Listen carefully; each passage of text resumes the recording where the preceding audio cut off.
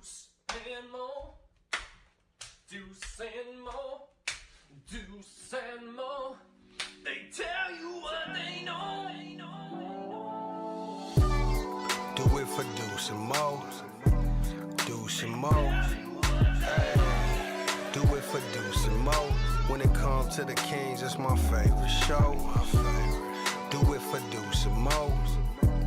Deuce and Mo. Hey. Do it for Deuce and Mo. When it comes to the Kings. Big hopes and dreams as we cover our kings. Never cover the kingdom, but we loving our kings. And we covered your prayers as we doing our thing. Big Deuce with the par, Lil Mo on the screen. Solo or together, still do it for team. Never switch up for $1 or revenue stream. So we always got each other, balance out the beam. Deuce and Mo, and that's the end of the thing. So do it for Deuce and Mo. We Deuce and Mo. Do it for Deuce and Mo. When it comes to the Kings, that's my favorite show. At long last, Do it for Deuce and Mo. I looked outside. Deuce and Mo. The beam still works. Do it for Deuce and They had to Mo. knock some of that dust off and shit. There's cobwebs all over it. Why does a purple light control my life? No. We all needed it, dude. We need to just see some winning basketball. How are we doing on a Monday night? New Year's Eve! Happy New Year's Eve! Yes, our New Year's Eve show. We usually do a New Year's Eve show because there's always a game on New Year's Eve. But tonight, New Year's Eve. Wow. Pretty good, huh? I love it. We are celebrating New Year's Eve tonight. We're obviously going to talk about the game, what went down, and some of the drama that's still percolating. Drama. ESPN had a story today that we'll talk about that too. But you know, it's a Monday night. We are off tomorrow. That means it's time for a little bit of the bubbly. We were going to bring this out, win or lose, but it Oh, just... this has nothing to do with the win. Uh-uh. Just so you know, it just tastes a little sweeter tonight after you got to win. I didn't care who was out there. I didn't care if they brought back. Oh, You all right? I'm good. All right. I don't care if like they brought back Mark Cuban to not only own the team but then play for them tonight. Nick Van Exel. It didn't matter. They needed to find a way to get it done. Also, just a little sloppy with how you opened that. Oh, It just no, proceed. It felt like it was tilted slightly toward me as if like, hey, if this does pop off and hit him, it's not the worst thing in the world. That's how I felt. You know why I wouldn't want to do that? Yeah. Because then it would be me bringing your ass to the hospital and it would waste my time. Good point. Good point. Thank you. How's the chat feeling tonight? If you have not hit the thumbs up yet, please hit the thumbs up. Make sure you're subscribed. Appreciate that. The poll question tonight. Hey, did you need that win? Early voting, 79% of people say yes, while 21% say no. I'm over it. Oh my I'm over early it. voting, but still. Okay. That's hilarious. 420 people live. Hello. Hello. You guys, we all deserve this. And before we start, you know, I'm sure I'm going to cheers. And, you know, by the time this is over, it may get a little sappy at the end as we finish a little bottle of champagne. Cheers. Cheers to you guys. If you have a soda, if you got water, you got sparkling water, or you're partaking in alcohol on a Monday night like us, cheers to you. Yeah. Cheers. Thank you for being here. The champagne shows are always kind of fun, just so you know, because at the end, we both get a little... Ooh. Not both. You're like such a little white light. Little champagne goes a long way with Deucey. All right, let's give some people love watching us right now. Shout out to Jacob donating $5 saying Happy New Year's, Beam Team. Happy. All right. What's up, Alex? Love you too. Javier says y'all should thank Jason Kidd for this win. I mean, yeah, guys are out. They battled hard. I'm not hating on the Mavs tonight. Someone saying Mavs are trash, easy win. Dude, they were playing short-handed. I mean, they're not trash. Like they're playing shorthanded and they still played pretty well. West Sat Kings fan, a member saying, enjoying the moment. It's been too long, like the beam. Yeah. It was much needed. Sorry. Come on. It's almost dude. like that was on purpose. Yeah, huh? and guess what? I would probably not even have you bring me to the hospital. You'd be like, I have to finish the podcast. You're bleeding everywhere, but just go. Shout out to Mikey. Shout out to Silence. He says, Deuce and Mo, got any King stuff y'all can give away to me? I don't know. I have to think about that one. I don't know. What do you think, man? RP says, relax, Deuce. I'm relaxed, man. I'm enjoying. I'm having a good night. JB, appreciate you guys. PK, what's up? Everybody in the building. Thanks, guys. Yeah. Man, the first win since December 12th? Yeah. My God. That was something. I'm happy. Yeah. I'm happy. It's like I said on the post game. It's a win. You celebrate. You celebrate an effing win. Well, let's get into it. Deuce and Mo coming down. 3, 2, 1. Hit my music. Deuce and Mo. Deuce and Mo. Deuce and Mo. They tell you what they know. Deuce and Mo. Deuce and Mo. Deuce and Mo. The podcast that you know. Hey, welcome into the Deuce and Mo podcast, our New Year's Eve extravaganza. Sitting back, enjoying some champagne, not because the Kings won, but as we reflect on the year and all the drama of the last week. Shout out to the Kings, though. They did get the job done for the first time since December 12th. The beam has been lit in Sacramento. Believe it or not, still works. There was some talk that maybe if they turned it on, would it even kick on? Do they have to bring someone else to work on it? Off to a good start. The Dallas Mavericks were the opponent tonight, a Mavs team that's really good, a contending team, but look a little different tonight. No Luka, no Kyrie, no Clay, no Najee Marshall, no Derek Lively. Extremely shorthanded. It did not get off to a great start whatsoever. Those pesky Mavs were playing hard. PJ Washington looked like he was about to drop a 42-piece like he did before in Sacramento.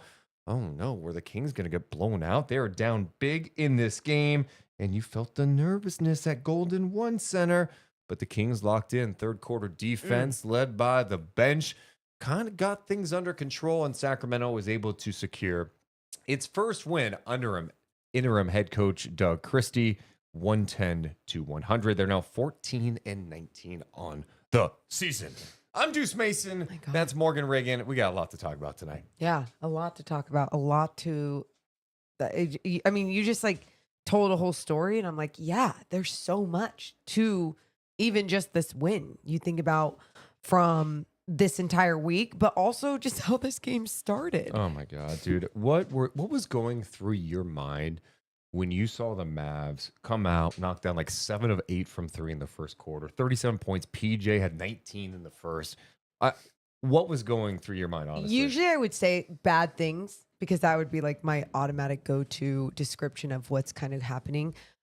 I think I was a little numb, to be honest. I don't think I would it was one of those things where I'm like, oh, this, I think I said this to you at one point. I said, this is, or maybe I said it to someone else, but I said, this is who this team is. Like, this is who we're going to be talking about game after game after game for the rest of this season. Like, what they were in the first quarter, I just thought is what was going to happen throughout 4 quarters, but it didn't. No, but it was really bad. And I think that's, a wise person once said, Morgan, don't accept in victory what you won't accept in defeat. Did I get it? First time in 3 years, you got it. I don't know why it took you so long to spit out, but you got it. I don't think I could say it again. You don't accept in victory what you wouldn't accept in defeat. So, by the way, we're not ignoring the first quarter. A 37-point first quarter by a Mavs team, missing all those guys, that's a big deal. And that was irritating for me because this is coming off the heels where the Pistons scored, 40-something points in the fourth quarter when you lost at home. Then having 2 40-plus point quarters allowed against the Lakers, I wanted to see them lock in. Now, to their credit, they locked in the rest of the way, but the intentions have to be better. And I think one area that teams are exploiting big time, and it's been a problem this year, is Sacramento's weak side defense. When the guy who's defending the opponent who's stationed in the corner 3 is coming in to protect the paint and helping too far off. Yep. In a lot of cases tonight, early on, that was DeMar DeRozan, and he's just not able to close out fast enough on a shooter like PJ Washington, who's got the size and length.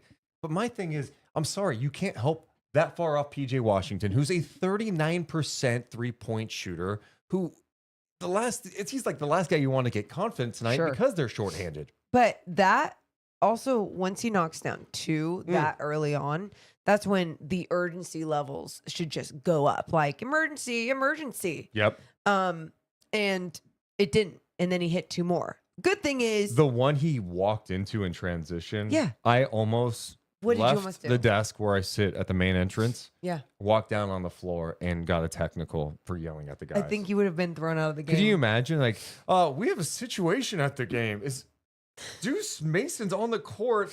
He is berating the Kings. What is happening? I'm being tackled by security. I get tased. Honestly, that would have been my highlight of 2024. Yeah. So I think when you look at that situation with PJ Washington early, like, someone's going to get hot. Oh, that happens. But this is always a theme for this Kings team this year. And that's where it was like, wait, you're really not going to come out a little bit more inspired on your defense after what you just did against the Lakers. Seriously. Yeah. And it was also frustrating because it's like, dude, there's like 2 guys who can destroy you on this team, and you're letting them both destroy you, and Dinwiddie and PJ. Like, this team is extremely short-handed right now. And other guys, these are NBA players, they can get it going, right? Like, Jaden Hardy can be an explosive scorer at times. But like, when they were getting some of these threes, and look, there was a couple that the Kings contested, I thought, but it doesn't matter because I understand why you help off the weak side sometimes, okay? Sure. But I think these guards, some of these smart guards, are able to recognize that fast. And some of Dinwiddie's passes were from the other side of the court and landing right into the open shooter. And the problem with that is, where's the high hands? Like, that pass should not be an easy pass to make. The high hands won, but then, like, the closeout isn't going to be enough because half these guys running out on a closeout aren't half the size, I'm exaggerating, of the rest of the NBA, right? Like, where those 6 inches matter when you're throwing an arm up and just, like, taking away their vision, disrupting a shot. And then those are the moments where I'm like, let them work in the paint. Trust that Domas's strength sometimes is going to be the answer. And I think sometimes that trust isn't there as everyone rotates down. And then you see someone on that help side just sink in so much, because we're always taught throughout our basketball years, like, hey, protect the rim, protect the rim. Completely makes sense. Like, duh. But as the game also evolves and you keep playing teams that are capable of making an open 3, it's deflating. You can't allow it to happen so much. And it was happening. But after that first quarter where they were down 37-23, oh my God, Dallas led by as many as 18 points. Oh my God. You know what's crazy too about that? The crowd tonight was so interesting because even during that span, I think you were feeling the same way they were. There wasn't like a ton of booing. It felt like they were just deflated, but it was deflation. Yeah, there was more booing against the Pistons. There was anger at the end of the Pistons game. This one was just like, oh, really? Like this is another one? Huh? It was confusion. It was like, wait, no, we're all here again going to watch this product on the floor? No. But this is what I love about tonight. These fans. And I said on the postgame on NBC Sports California, I was with Morgan tonight. Obviously, I'm a little biased here. I'm born and raised in Sacramento. But being in that building, it was so loud at the end of the third quarter, then going into the fourth, and at times in the fourth quarter. Loud. Yes. And I'm like, these players need to understand what these fans want. Yes. Offense is great. It's sexy. Score points, hit threes. Like, they like that. But what Kings fans appreciate more than anything is toughness, heart, fighting for extra possessions, just fighting in general. And tonight, especially in the second half when the Kings held the Mavs, shorthanded or not, to 40 points, you felt that. And I hope these players don't take that shit for granted, because guess what? That's not happening in other markets. You come home after losing 6 in a row and your coach just got fired, you're not getting that type of love, energy, and support. And tonight, they came out hot. So remember that shit. I mean, they don't ask for much. They have had 10 winning seasons in 39 years. Show up in that way. Well, that's why when I tell people around the league, like I'm like, oh yeah, there's nothing like Kings fans. I think it sounds so homerish because it's like, well, you are a Kings fan and you're born and raised in Sacramento. So like, obviously everyone feels that way. No. It's literally like you just said it. How many losing seasons there have been here in Sacramento, and this fan base, some say, oh, they torture themselves. They do this. They like go to the negative. No, this fan base just keeps hanging on for that hope, keeps believing, and keeps and like appreciates the smallest things, even in the losing seasons. I mean, it could be back in the day when John Salmons was possibly showing a little bit of effort maybe and like actually blocking a shot or like diving on. No, he wouldn't dive on the floor. But anyway, but my point is it could be the smallest thing from a player that doesn't usually show it. And then they show it. You're going to hear this burst of energy from the crowd. And to hear that tonight, I felt like this sense of pride. Dude, like this is so cool that's that what I'm this is still saying. here. But that's my point is like, this fan base tonight had every right to come in angry, boo during lineups, boo when they're down 18, and they didn't. Like, they just want a winner, and they want not only wins, but just play fucking hard, dude. Like, get out there and be better defensively and bring that effort every night. Even if you're not bring the effort. Yeah. Like, yeah. Come on. And I think with this season, how the expectations were raised because it felt like, okay, well, 46 wins last year. The roster seems like it's better. The tweaks that were made. So like, yeah, we have higher expectations for this team. And this year, it's not about questioning effort, but you can see when they turn it on, you're like, why can't you just leave it all on the floor like that every single night, anytime that you're in?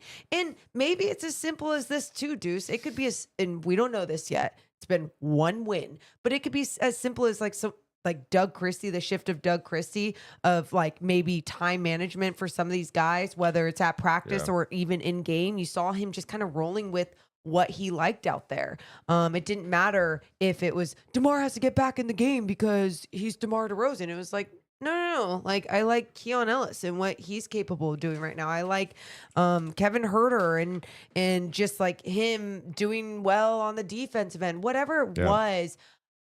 Hopefully even that becomes something that is productive for these guys in their bodies, so they do feel like they can leave it all out on the floor starting in the first. Well, and that's one thing I liked what Doug did in this game is when that second unit came in and they were playing with that edge defensively, like he left them in there. Yeah. He took DeRozan out at the 8:07 mark of the third. DeMar didn't go back into the game until 6:59 in the fourth. Now, I dug it. DeRozan had foul trouble, but like he had 4 fouls at the time. He could have come back sooner. De'Aaron was playing with 5 for a while. Yeah. Roll with it. Yep. Keep it going out there. Like Sabonis, who is still not 100% after being sick, whatever. Sabonis came out at 2:17 of the third. He didn't come in until 6:59. That's because that unit, from Trey Lyles to Huerter, as you mentioned, to Keon Ellis, they brought it. And I think that's one area that, for Doug, I think you got to lean into that. I think some coaches get really rigid and they're like, oh, this guy comes in out at this point, substitution patterns. But sometimes when a group is rolling and you're desperate for a win, you keep it going. And this starting unit, and it's been a problem we've talked since like week 1 of the season, has played too many minutes. Well, tonight, I was refreshing to see that the Kings had 3 players off their bench play 20 minutes in this game. Huerter, Keon Ellis, and then Trey Lyles. And look, and they did it after playing a really shitty first quarter, you know? And so to see some other guys kind of help lead that way with just bringing something different, being a different type of answer out there and picking up the defense. It was the defense that picked up, especially in that second quarter. I think it was a little bit of the Mavs missing shots and the Kings defense picking up because PJ Washington didn't play the first 6 minutes of that second quarter. That was because he played the entire first. Exactly. Yeah. So it was like okay, PJ, your sharpshooter or hot hand isn't out there right now. So so they obviously did a better job not having him out there. By the way, I just looked down. Let's just play a little game of comparison for a I second. don't think I had as much as you. I don't know why you're chugging your champagne. I'm not. Jesus. You say this every time, and then you're the one that gets drunk or tipsy or whatever. You're like, oh. It's our New Year's Eve show. Anything goes. Look, he's like, oh, I already feel so good. The sugar. Hey, there's no rush. I know, but I just want a fresh. Oh, well, I could do that I could top you off, Proceed. Thank you.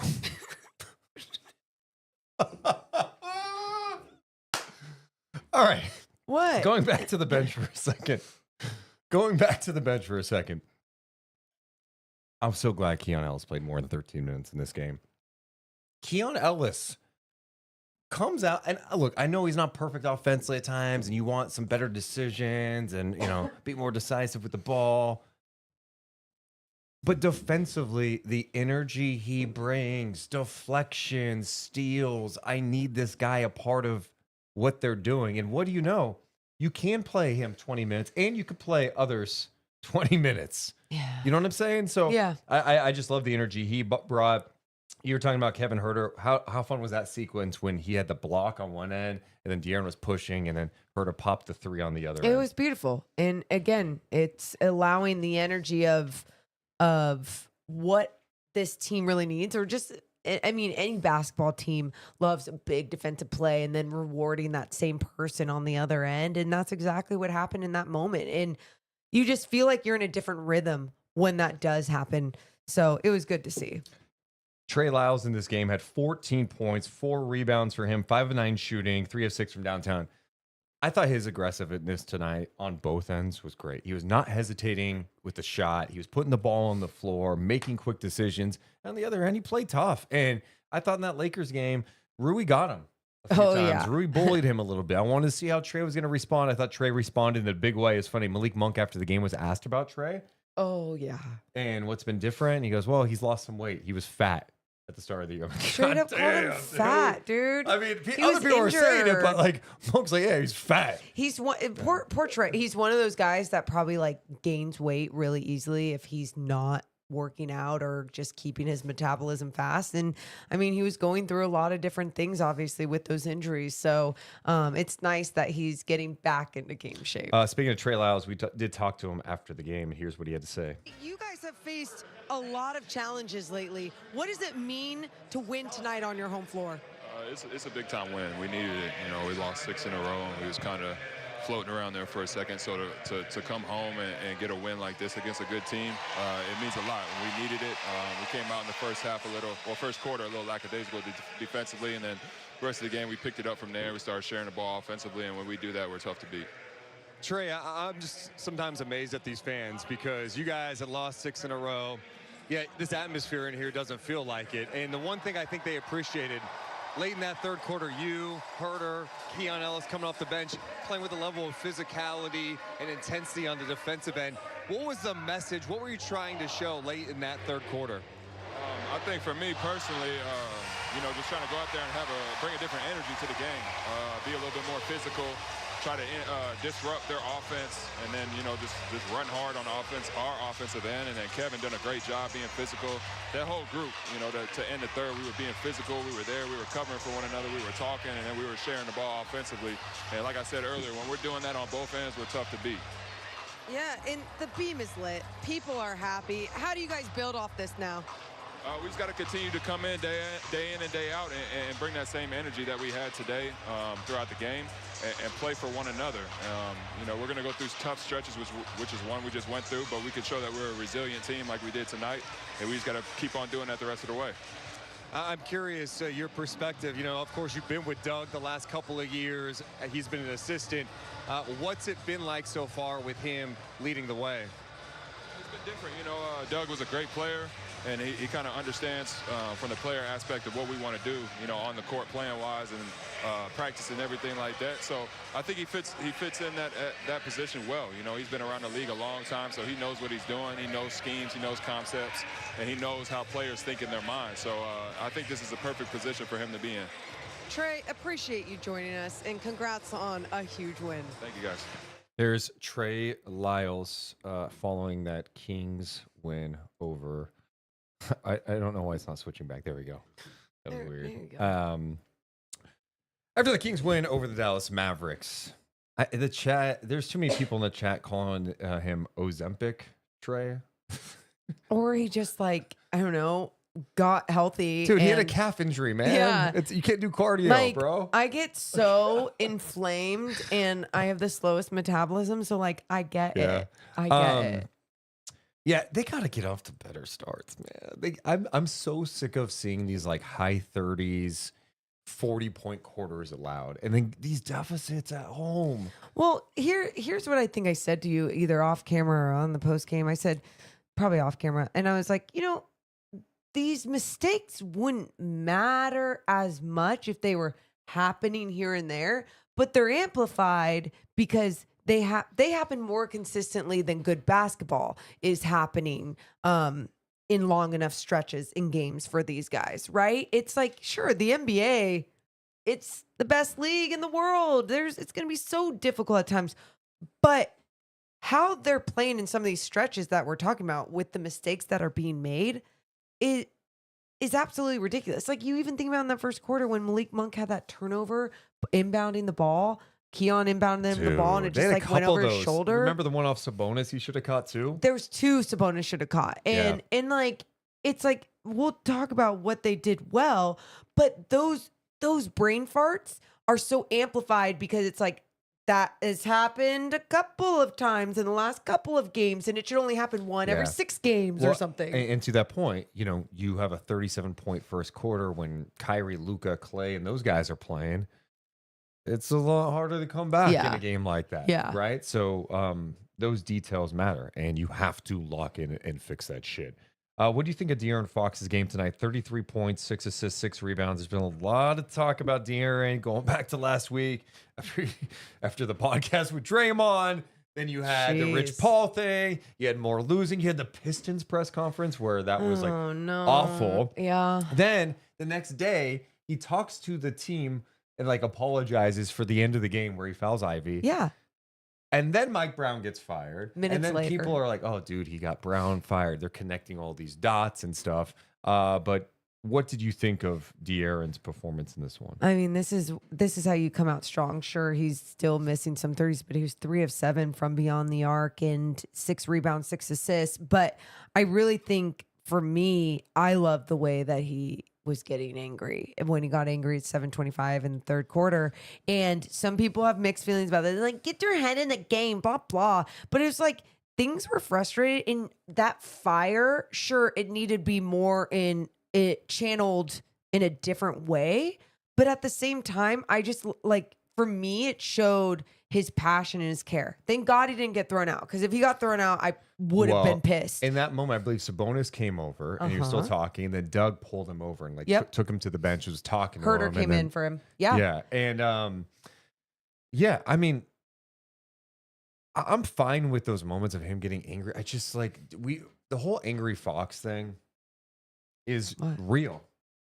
Something pisses him off and then it just locks him in. And there's more aggressiveness on both ends. He's competing against PJ Washington in the post. He's taking it downhill hard to the basket. My point is, I don't need you to be in a spot where the officials make you angry with a non-call or a foul call on you or a player. I need you to look at the NBA standings and come in angry going, this is not acceptable. That anger has to be channeled at the start of games, not what happens during the games. But Sabonis made a good point in his post game about how they came out physical and they were trying to tell the refs, we're setting a tone. This is what we're going to do. You're not going to call a foul every single time because we're just playing physical. We're just playing strong.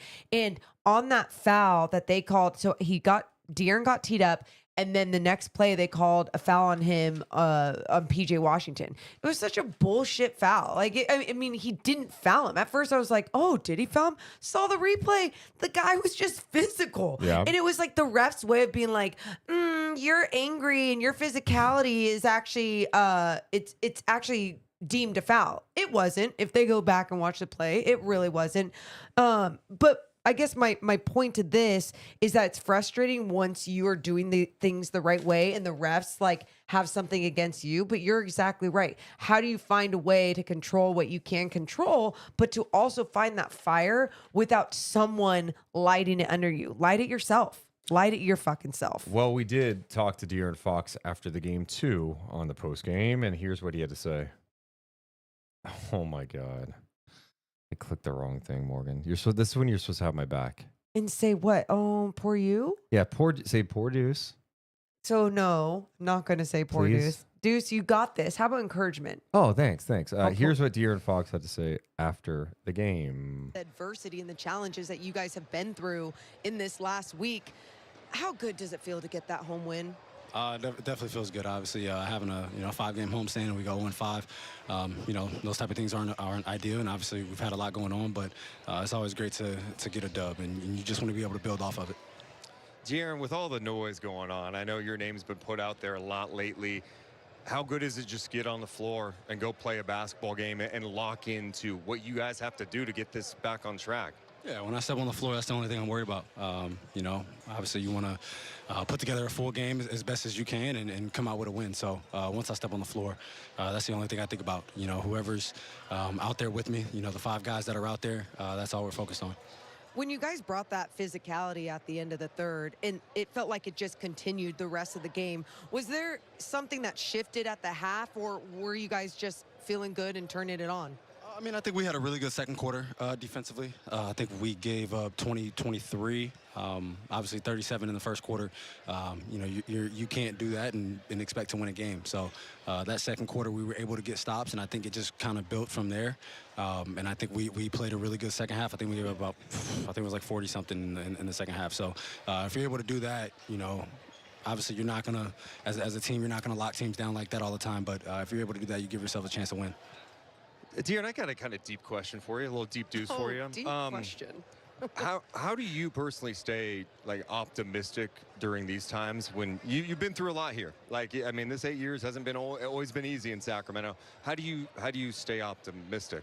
I think especially with the way that we've lost games, I think a lot of our games have been close. It's not like we're just stepping out on the floor and getting blown out, and you don't feel like you don't even have an opportunity to win. A lot of those games we've lost that are close, and if the ball rolls this way, or if we execute something down the stretch, it could look like a whole different season. But I think that's what it is that we're playing so many close games. We just have to be able to do 2, 3, 4, 5 more little things, and we win a lot of those games.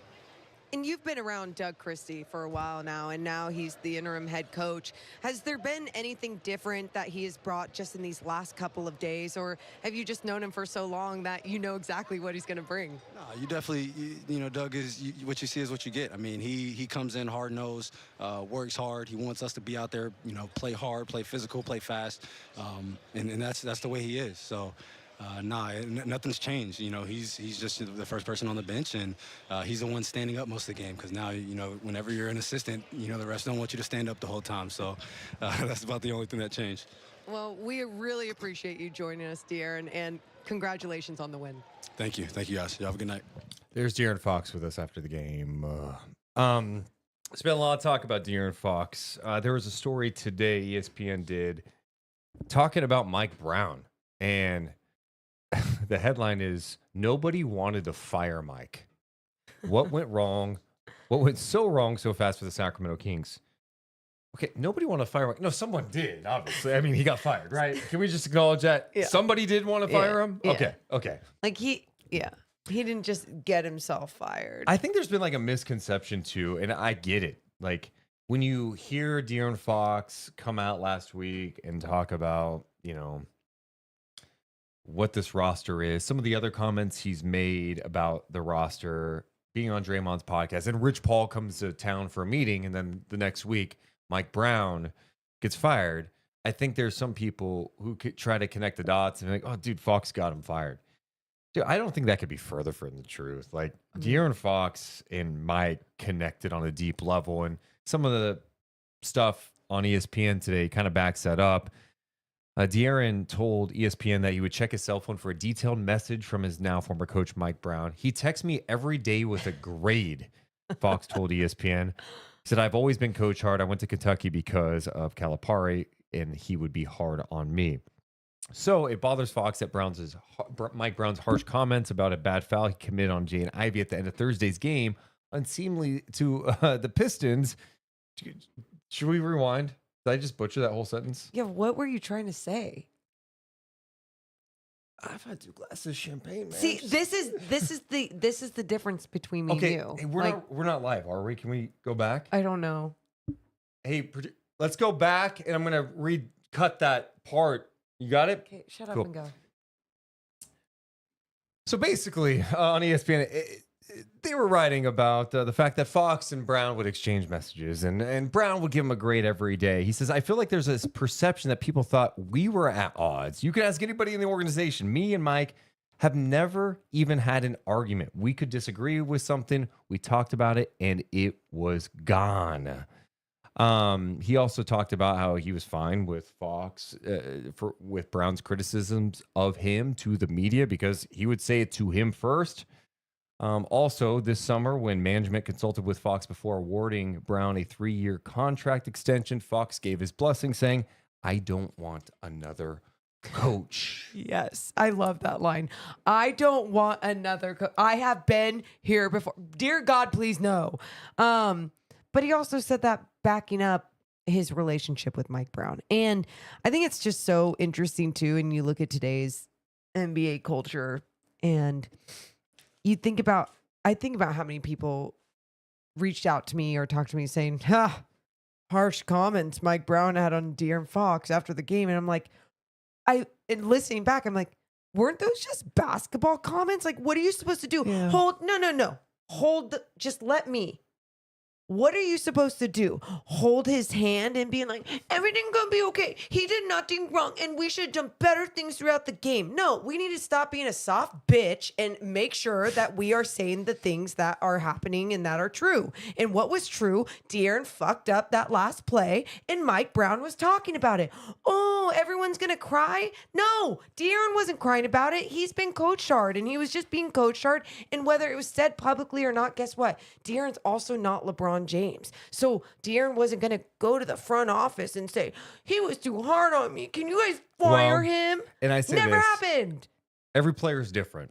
Ugh. You know, I think Mike knew that he could publicly criticize Fox. Thank you. Probably can't do that to Sabonis. You probably can't do that to other guys. I do think this group sometimes is, I think they could be a little soft. Sensitive. You know what I mean? Soft and sensitive. Yeah. Like, you know, you hear talk about, oh, is it practice or this or that. And it's like, dude, I'm sorry. This is the NBA. Figure it out. And that's fine if they're... And you're losing. You're losing. Like, I'm sorry. Like, the details do matter. Like, and those things, I did always, you know, from my perspective, I did appreciate Mike's transparency with his frustrations at times. But I Sure. also understand if you're a player in the locker room, you're like, dude, like, come on, man. You said it to me. You don't have to say it to the media. And like, I'm sure that 100%. probably got to guys. I don't know for sure, but I'm guessing that was probably, it would wear on guys a little bit. And you know what's so interesting about this is like, they're all adults in there. And Yeah. Mike Brown's a very communicative person. Just communicate that. What could you lose at that point, right? Because if he was already losing you for some reason because he was too hard on you for any way, shape, or form, then communicate it and say like, hey, like maybe you can fix your verbiage when you're out there talking about me publicly, or like what I need to do and what can I do better. I don't know.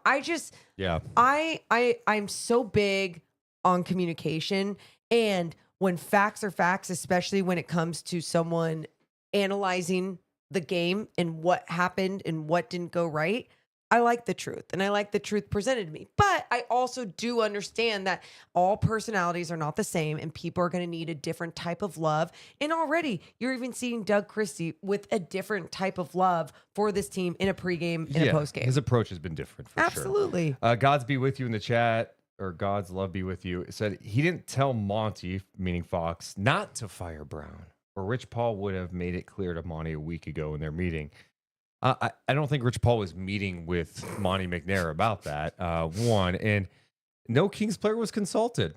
And you could, about the move, or about the decision to maybe fire Mike, there was no player consulted. They didn't go to DeMar. They didn't go to Sabonis. They didn't go to Fox. They didn't go to anybody on the team and ask, hey, do you think we should fire Mike Brown? They made the decision themselves. And I think they looked at the situation with the record, the close losses, the home record, and they looked around going, it's time for a change. Would I have consulted with the players? Yeah. I would have gotten some feedback. Like, Sure. hey, how are things going with Mike? Like, that's just me. That I don't, but I also Do you don't like run a front office. consistency? Do you like having a head coach for longer Like, than 3 years? I would have been like, yeah, what's your vibe? Like, is there anything Sure. that needs to change? Sure. Like, No, I I'm get more it. of a solution-based person. 100%. Where, like, adversity is going to hit anywhere. Adversity is going to hit in life, in sports, and basketball, and there are ways you can go about it. Can you get in a room and talk about it? Like, if you go to Fox and you're like, hey, man, how's it going with Mike? You feeling good? He's like, no, man.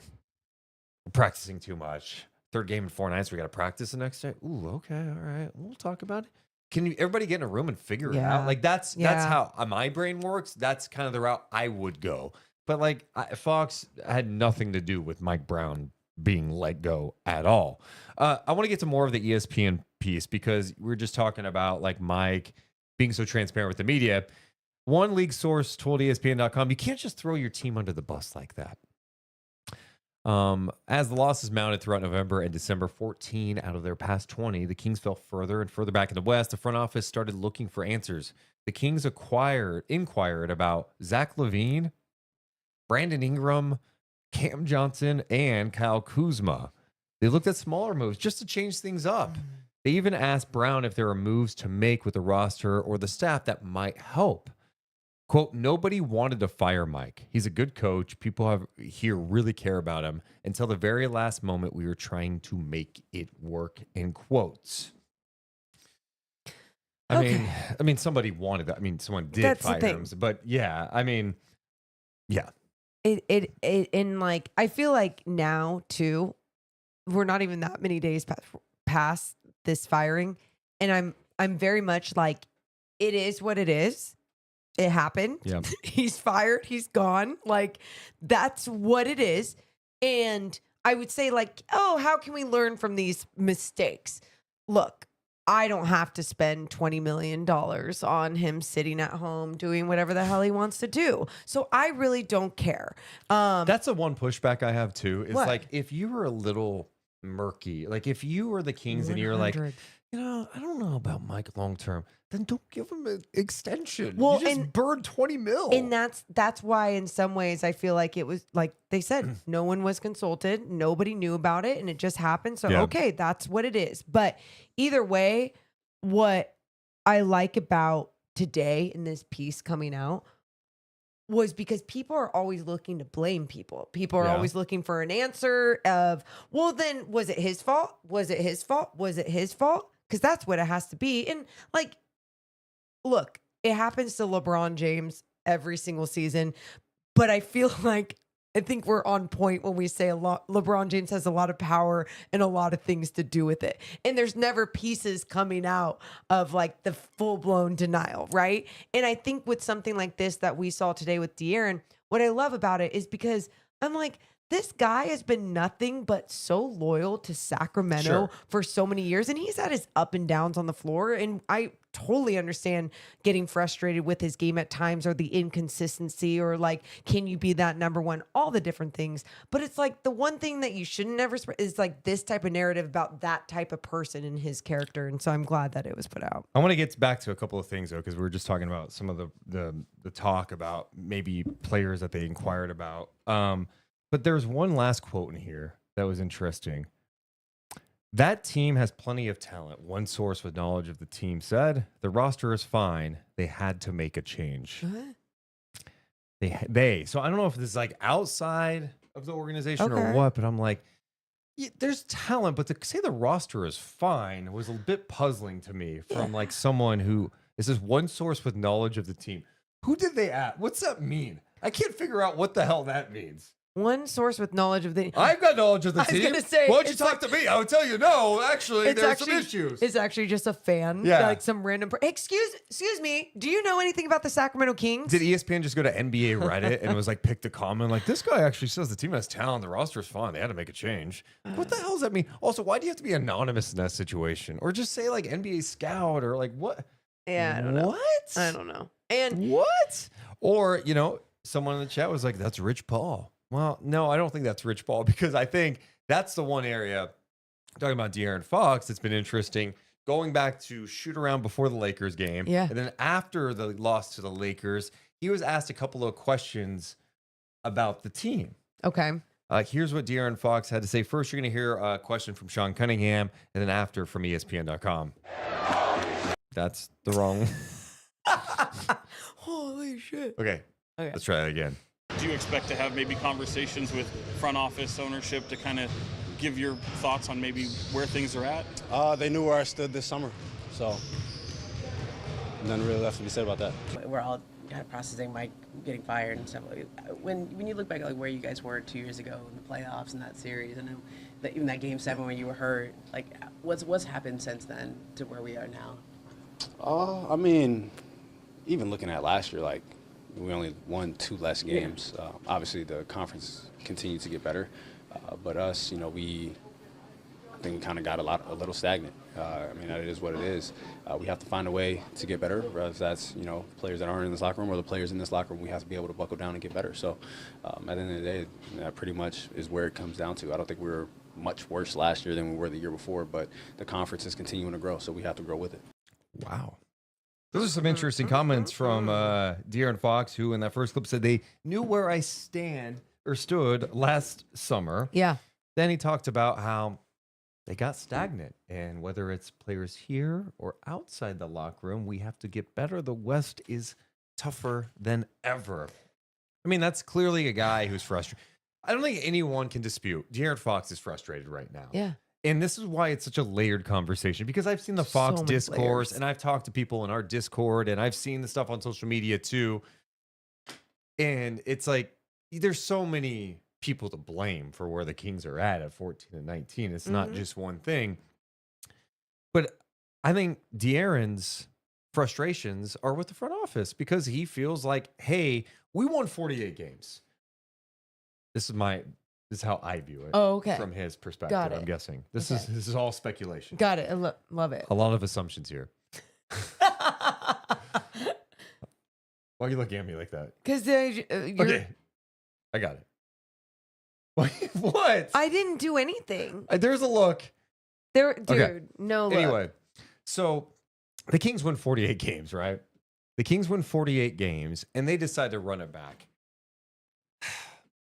I didn't have a problem with them running it back per se, but then at the deadline last year, you didn't do anything. And everyone who watched the Kings, any person on our YouTube chat, people around the league went, yeah, it's a fun team, but they got to tweak some things. They need some more size. They need wings. They need athleticism. Got to And evolve with the league. Yes. And there were names out there, PJ Washington, OG Anunoby, Pascal Siakam. And you hear the Kings are in on these guys, but they never actually get them. And I could bet you De'Aaron Fox is like, we need this, we need this, we need this. And they didn't get it done. So then you come back this year and you have another offseason and you still don't address those. You did get DeMar DeRozan, but you didn't address those weaknesses. And here you are, you're struggling. So I rewind to De'Aaron's perspective on this. Think about De'Aaron's run in Sacramento. A lot of losing, a lot of coaches, missed picks, the Bagley pick, right? Yeah. Okay. And then you get a new front office with Monty McNair. I'm sure there's some excitement. Oh, get some stability. And then he, in his first couple of drafts, takes 2 point guards. When you're going, Loves a guard. I need help. I'm the point guard. I need wings. I need wings. And then they don't get him help until they get Sabonis. And then there was a magical hug we Oh, all saw that against hug. Minnesota. Remember the hug? How amazing was Never that, will forget right? the hug. And then they have a 48-win season. Mike Brett, all is well. He had an all-NBA season. He played great. But So it's like, fun. all right, how do we get to the next step? It got stagnant. And so I think there's a frustration where it's like, dude, I needed help. You drafted 2 point guards. You finally got some bonuses. Look, we went the right direction. Then we didn't build off of it. And now this is where we are at. With another new head coach. Now, let me go back to Fox. Go back. Because this is like, all right, you're talking front office here. Yeah. As a player, you got to control what you can control. And there takes Absolutely. a certain level of mental toughness that needs to take place to fight through the adversity and frustration that you have. Here's what I can tell you right now. If De'Aaron played to his potential, the Kings would not be 14-19 right now. If he was locked in all the time, I they like would it. they would still be flawed. They would still need to address the weaknesses, and they would still need wings and size, all the things we acknowledge, depth, but they would not be 14-19. Yep. So if you're De'Aaron, you have to somehow channel this in a way of being angry. Take your anger from you're angry at the front office, bring that on the floor and go dominate. Make your teammates better. I like Be it. vocal. Bring it defensively. And if you're off offensively, that's fine. Find other ways to impact the game. He has all NBA talent. He's done it once before. But to be all NBA consistently, you have to be great almost every night. You have to be great and then good only sometimes. Yeah. Unfortunately, Yes. this year has been, he's been pretty good. He's been good. Yeah. Yeah, oh, great this night. Pretty good, pretty good. He needs to be great in all aspects all the time, and he hasn't been. I think that's fair to say. And I think even when you look back at the ESPN piece and you think about the anonymous source that said, The what? did I not say it right? Go ahead. No, I'm not saying it again then. Morgan struggles saying anonymous sometimes. Oh, and anonymous. Did I say it right? You did. Okay, Damn good. it. And particularly. That's really good. Thank you. But the source that said this team has a lot of talent, the roster's fine, or whatever the exact quote was. And I think about that on paper, you look at the pieces around De'Aaron Fox, like it's not bad, right? You just on paper, I'm saying. It's not bad. Like absolutely you should It's be able better to get than some 14-19. yeah, and that's my point is that he has enough good basketball players around him where if he was just playing at that great high level consistently every single night, it's not easy. And we've seen the stretches when he does it on both ends of the floor and we're like, damn. I mean, damn. those 2 games were against Minnesota and Utah, right? Where he had the 60-point game before 9. Obviously, you can't do that every night. Sure. But he did that with a team that was shorthanded. Back to back. Right. And Insane. And yeah. And it's that fight, and that's a mentality that, yes. and I get it. I'm with you. I'm not trying, when I say these things, I'm not excusing him. I'm not defending him. Yeah. I'm trying to understand it. And what I'm saying is, I think Fox's frustrations with the situation at times, I think it can impact him, and it's hard to fight through that. But you have to, because if you want to be great in this league, you go, I don't give a shit what's around. We're going to figure this out. Let's go. We're better than this. And they are better than this, but they haven't proven it. And the longer this goes, it reflects poorly on him, the front office, That's what everybody. sucks. Yeah, that's what sucks. Everyone's to blame with this shit. Like Mike Brown was not perfect either. We talked a lot about his issues this year and even last year. I don't think he was the problem. And I've told people, both publicly and privately, I'm like, I want to fire that guy. I would have kept him and figured it out, and I would have made a tweak to the roster and see what it looked like, because I think that's what this team needs. They need a tweak to the roster to get to the next level. The question now goes, all right, they're 14-19. Does that tweak really alter things too much? Does it alter things that much? I think the next couple of weeks are going to be very crucial for this team to understand where they're at. February trade deadline, like, and you even think about that, but we talked about the trade the other day with Dorian Finney-Smith, and you look at shit's about to happen all around the league. Second round picks are really hot, like for a lot of teams, for a lot of people. I just look at all these different things and I hope everyone is on it. And it's not like, oh, just because Doug Christie is now the head coach, all these things are going to change. Although things will change. You saw a change even in tonight in some of the rotations and the minutes and just like believing in guys. Like even when he put in the bench with a minute and a half left in this game, I was not okay. I was cringing. Like, no, just get this win no matter what. But it's about that's the beauty of coaching. It's about trusting and knowing what you have and being like, get this shit done. You're NBA players with a minute and a half left and you're up 10, 11, whatever it was. Get this shit done. Just do it. And so, yeah, I think there's so many layers to the situation that the Sacramento Kings are in. But I think it's easy to say too, like they could be in a way worse situation because now finally for the first time in a long time with all the chaos of firing another head coach and everything, you actually have assets. You actually have pieces where if you were to make changes, you could make some changes. It's going to be fascinating to see how it plays out. It really is going to be interesting to see how this all unfolds I'm in the excited. next couple of weeks. Yeah, I mean, Maybe I'm just that right now. Embrace the uncertainty because I don't know. You know, you win tonight. You got the Sixers coming up. First game after the new year. They've been playing better basketball with their guys back. They've won 4 in a row, 5 of 6. Then you got the Grizzlies who are going to be without John Morant in that game. So you catch another break, but they're deep and they played really well against you last time when you had a chance to win a close game and you did not. The road trip's coming too. I mean, you got Warriors, and there's a couple other games in there Warriors, too. then back home with Miami, and then on the road to Boston and Chicago. And then Milwaukee after that. Ugh. Yeah. So this is like a daunting stretch for Sacramento to try to navigate at this point. But yeah, you're right. There's so many layers to this. I think my biggest fear, if this all goes to shit, is we're going to be playing the what if game about this team for a long time where we go, man, what if they had made that move to get a wing earlier? Like, what could that have meant not only for the team, but would Fox's play been better? Would it made life easier for Keegan, who's really struggling right now, can't make a shot? Would it have made his life easier for Sabonis? And, you know, like the Siakam deal comes up a lot.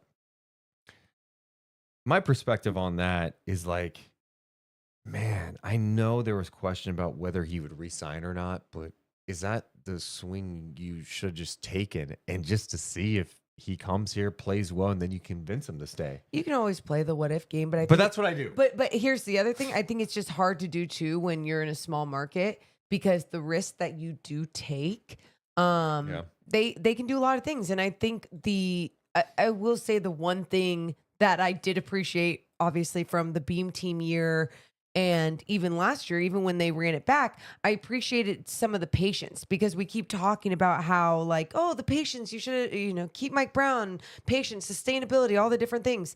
And I think it's smart to see what you have and be patient with certain things, but at the same time to understand too that like you have to take these risks in this league and sometimes you're going to screw up and just hope that you put them in the right direction. What? We do have an important message from King's Chill Guy in the chat. Talk about this game. We have been. We did. It's just been, we're recapping things, my man. Yeah. I mean, if you have a topic about tonight's game you want to hit on, hit us up in the chat like the rest of the basketball sickos who are here with us late. It's been a day. It's been a freaking week, dude. Like, we're talking about it all. Yeah. What else about this game that I can even bring up? I loved how the bench played defensively. You're really going to let him dictate? No. Thank you. No. The Mavs. I know we didn't get to see the full strength Mavs tonight. No, we did not. This is a team that made it to the NBA Finals last year. They make some tweaks over the offseason with Clay, Quentin Grimes, Najee Marshall. I think I like this year's Mavs better than last year's. And they had a really good year last year, obviously. They made it to the finals.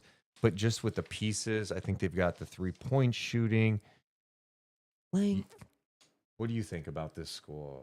I really like this squad. I think the toughness that someone like Najee Marshall adds to this team, and not to say that. Hell yeah. Yeah, no, I mean, I love it. When I saw the fight with him and Nurk, it's so bad. It made me excited. You know what's great about it? I like violence, I guess. It wasn't a play between Nurkic and Marshall. Oh yeah, it was Najee having his guys back and then taking a swing. And like, don't punch people. Like, let's not do that. But at the same time, I was like, okay, you're just the adrenaline's flowing. You're feeling a certain way. It's gonna happen. And I think that was something I was gonna say about really quick about the patience that even Monty McNair has had with some of these guys. He has a style and a theme of the type of guys.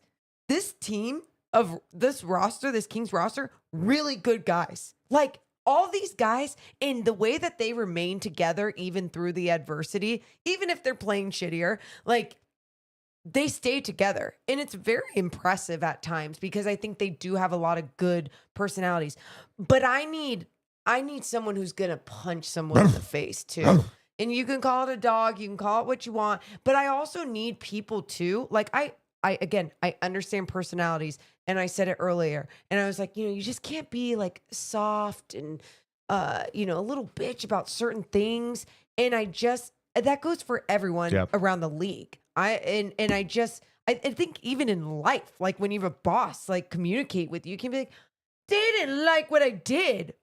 Okay, well, communicate it with them or fix what you did. Like, do something better. My point to all of this is I just need an angry fox almost every single night. I need someone else that is going to make sure that they're going to punch someone in the face if they're going to, get out of hand, whatever. That's why I wanted the Kings to land Najee Marshall over the I offseason. know. Like, that guy brings an edge and a toughness that I really like. And yeah, this Dallas team is really good. I mean, I think it's pretty simple with this group. One, like, health is everything. They've been banged up at times this year. They're fighting through that. And they fought through it tonight. Like, for them to compete like they did for most of the night, being that shorthanded was impressive to me. But when they're healthy, I like their squad. They're going as far as Luka takes them, and that's so obvious. But when Luka is locked in great, in good shape, they can go far. Yeah. He has to be in elite shape come playoff time. I felt like last year, he was banged up. His knee was bleeding. There's always things. And then he has on and off games where he's like games where he's just like, oh my God, he's on fire. And then other games where it's like, oh, you're going to let the refs get in your head again. Like, predictable.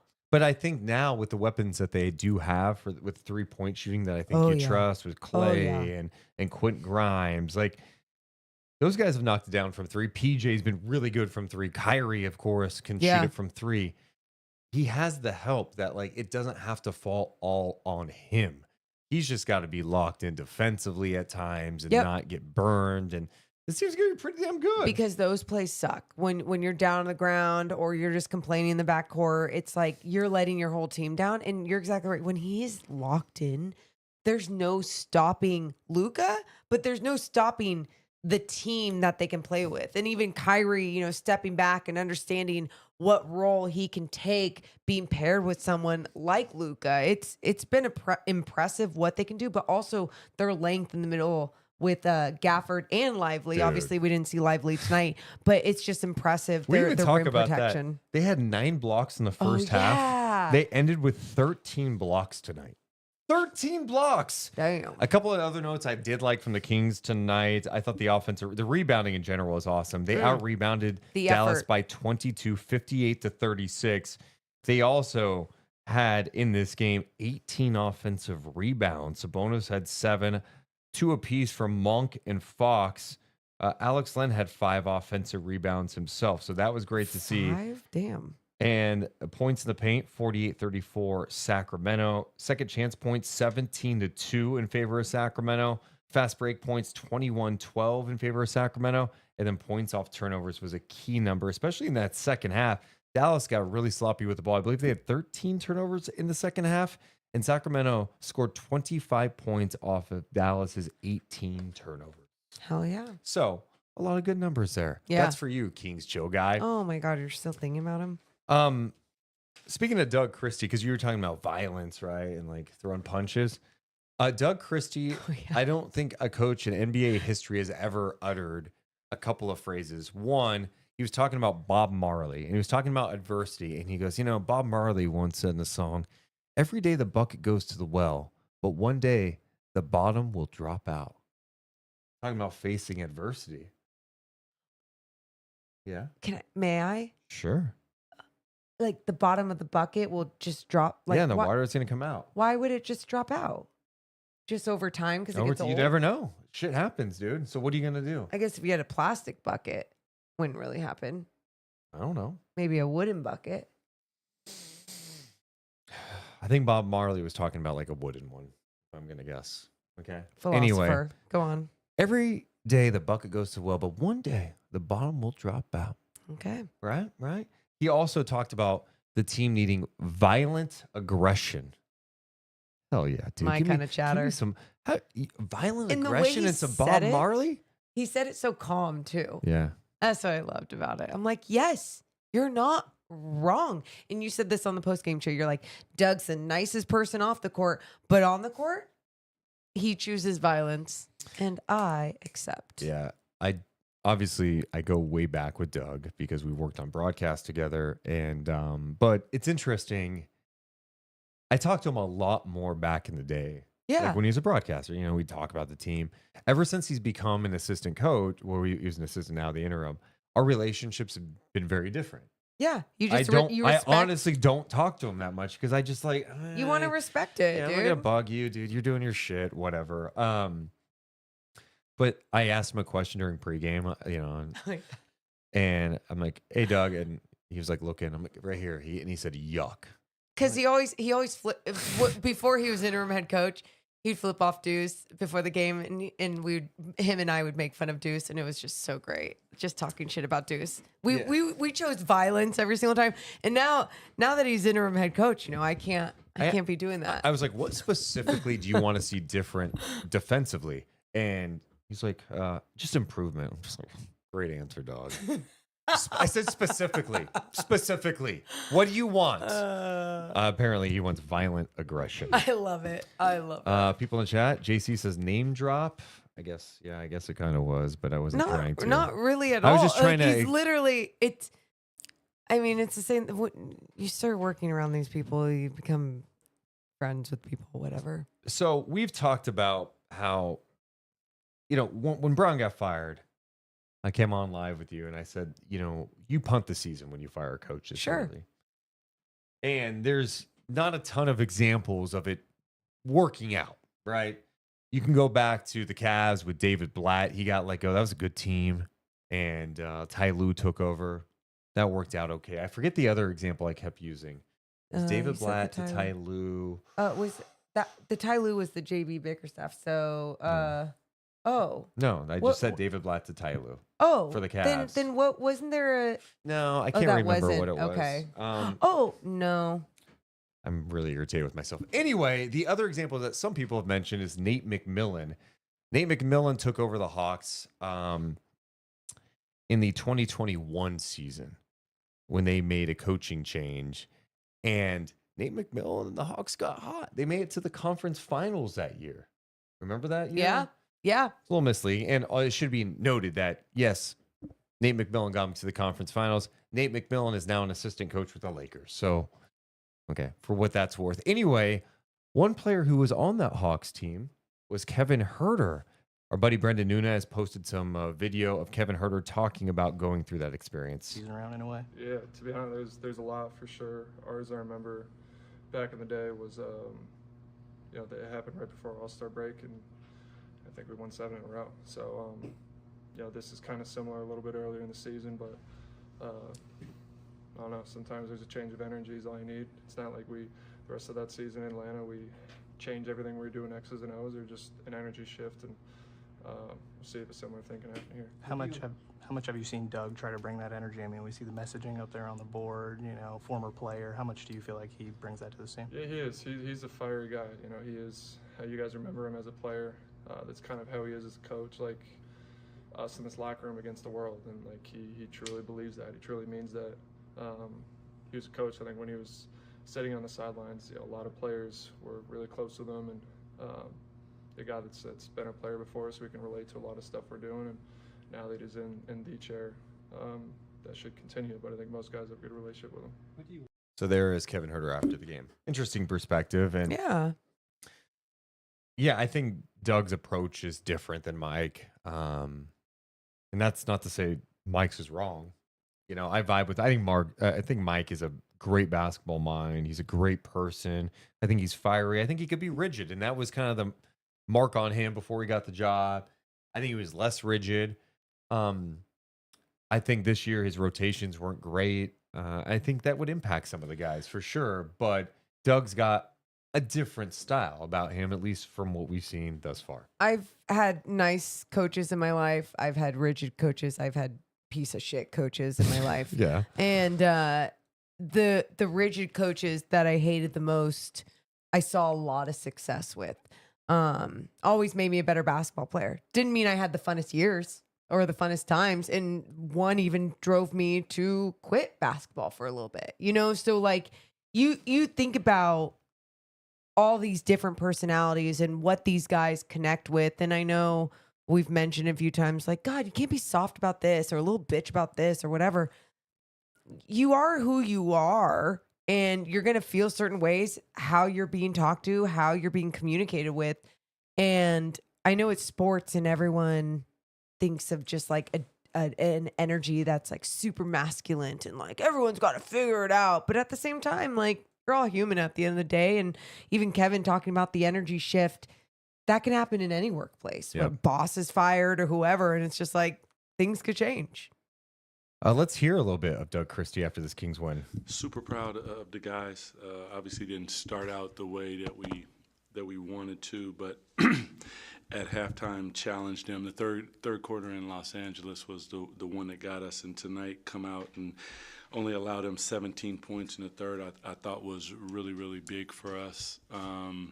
Offensively didn't run with the same pace that we did, but defensively took a bit of a step. But there's still levels to this, and some of the things that you're being asked to do, you go back to old habits, and now we got to continue to work on it. But more than anything, it's about winning, and then you go back and look at it, and then we'll continue to improve.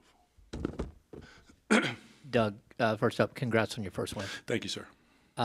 The third quarter, you got a couple of texts there, and I don't know, the last couple of weeks, it seems like your team has allowed that to seep in, and they aim their angst towards the officials too much. Yep. How did you get them to focus and kind of get through that, especially pulling De'Aaron to the side? I promised Shannon I wouldn't cuss anymore, so we brought them all in. Like, it's part of what I want them to understand is it's us. So lock arms, let's get in here and let's have a conversation about what it's going to take the next step. And part of it is facing adversity, regardless of the whistle or anything like that. And I said, trust me that I will talk to them, I will go at them, I will do everything that I can to shine a light on whatever the situation is. But that can't derail what we're trying to do on a night-to-night basis to improve. The process of us improving is facing adversity, facing those things and overcoming those things. And I said it with different, obviously, verbiage, but the point was, I think, well taken, and we just have to work in that area. That's something that I do not want. I want them to focus on the game, understand the game is hard. You're going to get a good whistle sometimes you're not going to get a good whistle. It's part of what happens. And for Kings fans, I think they understand that from the time I was here. Doug, how much from a psyche standpoint did the club and the team just need a win tonight? Bad. I think that, part of one of my messages in the huddle was like, you're going and you're getting close. And Bob Marley would talk about taking a bucket to the well, and you never know when the bottom's going to fall out. But you got to keep going. You got to keep. You never know when it's going to happen, and we needed that in that way. Like, is that going to be the thing that makes it happen? Are we going to still struggle from time? Yes, but the goodwill needed to happen to show that, a lot of things that we talk about we're able to do. Now we need to do it with the consistency, the intensity, and the aggression and violent aggression, in my opinion, that needs to be there to win games at this level.